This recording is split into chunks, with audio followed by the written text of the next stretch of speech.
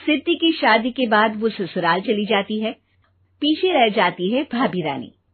सिद्धि के ससुराल जाते ही भाभी कहती है, अरे वाह जी वाह, सारे कपड़े मेरे। हाय रे पैंट, अरे वाह वाह, मजा आ जाएगा। अरे ये सिद्धि की अलमारी के सामने खड़े होकर क्या बड़बड़ा रही है? जाकर देख मेहमानों को विदाई की मिठाई मिली कि नहीं। अब हाँ माँ जी, क्यों नहीं, लेकिन पहले कपड़े तो बदल लूं। अब रानी आ जाती है सिद्धि के उन कपड़ों में जो वो ससुराल जाने से पहले घर छोड़ जाती है। अरे रानी, कुछ दिन रुक जाती। अरे ये तो सिद्धि बिटिया को मैंने ही दिया था, बड़ा ही फबता था उस पर, तुझ पर तो कुछ खास नहीं लग रहा।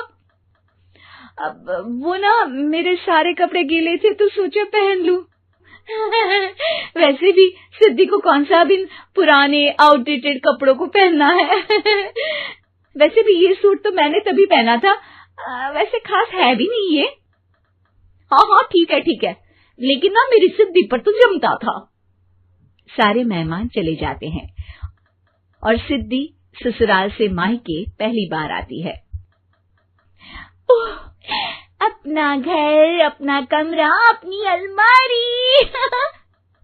ये बोलकर जैसे ही सिद्धि अलमारी खोलती है तो सामने उसके कपड़ों की जगह कुछ और ही रखा होता है।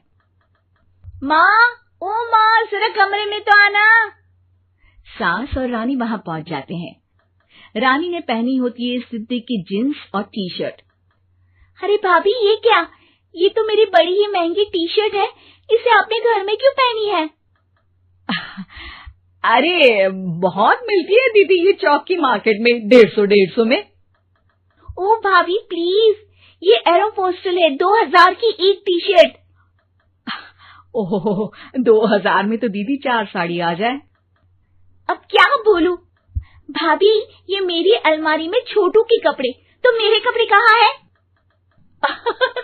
मेरी अलमारी में? अब दीदी आपको कौन से पुराने कपड़े पहनने थे? माना भाभी, लेकिन मैं जब घर आती तो यही सब पहनती ना। अरे तुम तो बड़ी कंजूस हो दीदी। खैर, वक्त आता है जब सिद्धि ससुराल के लिए रवाना हो रही होती है। अरे रानी, अंदर से सिद्धि का गिफ्ट ले आ, लड़की पहली बार ससुराल से मायके आई है। रानी अंदर जाती है और एक सिंपल सी साड़ी लेकर बाहर आ जाती है। ये लीजिए माँ जी। सास बेटी को गिफ्ट देकर ससुराल भेजती है। अगले दिन रानी एक सुंदर सी साड़ी पहनकर सामने आती है। अरे रानी, ये तो वो साड़ी है जो मैंने सिद्धि को देने के लिए दी थी जब वो ससुराल ले जाती, लेकिन ये तूने कैसे पहन ली? अरे माँ जी, ये साड़ी तो मुझे बहुत पहले से ही पसंद थी, लेकिन चिंता ना करिए, मैंने सिद्धि के लिए भी अच्छी सी साड़ी दी है। हाँ। तभी सिद्धि का फोन आता है। क्या माँ, कुछ अच्छा तो दिया होता ससुराल ले जाने के लिए। अरे पहले दिखा दिया होता। यूं चमकते हुए पैकेट में नौकरानी वाली साड़ी मत दिया करो माँ। अरे बेटे, वो तेरी भाभी ने ना गलती से उससे पैकेट बदल गया। हाँ, मैं कल ही तेरे भाई के हाथ से तेरा वाला पैकेट भेज दूंगी। अरे रहने दो माँ, आई एम श्योर भाभी ने अभी वही साड़ी पहनी होगी जो तुमने मेरे लिए रखी थी। तुम तो समझ नहीं पाई उनको। खैर छोड़ो, मैं ज्यादा बोलती अच्छी नहीं लगती, रहने दो, आपको उन्हीं के साथ रहना है, फिर बात करेंगे। सास को रानी पर गुस्सा आ जाता है। वो उसके कमरे में जाती है जहाँ वो शादी का एल्बम देख रही होती है। रानी, मार्केट जाकर एक ऐसी ही साड़ी लेकर आ, कल प्रतीक जाकर सिद्धि के घर दे आएगा। अरे क्यों माँ जी, कितनी साड़ी देनी है दीदी को? यहाँ कोई सेल लगी है क्या? अरे चुप कर, मेरे बेटी के हिस्से की साड़ी खुद पहन ली, अब ज्यादा ज्ञान बांट रही है। एक दिन सिद्धि का फोन आता है। माँ, मेरी सास ने आप सबको खाने पर बुलाया है। सारे लोग सिद्धि के ससुराल पहुंचते हैं।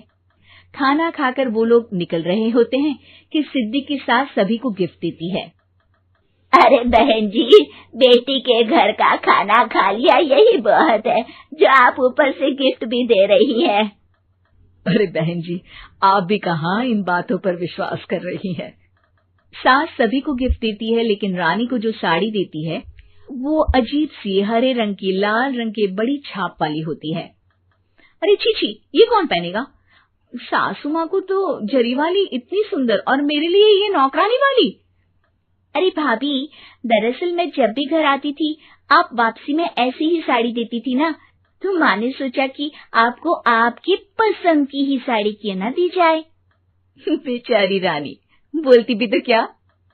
सिद्धि और सास रानी का चेहरा देखकर हंसने लगती है, तो रानी समझ जाती है कि अपने ही बिछाए जाल में वो फंस चुकी है।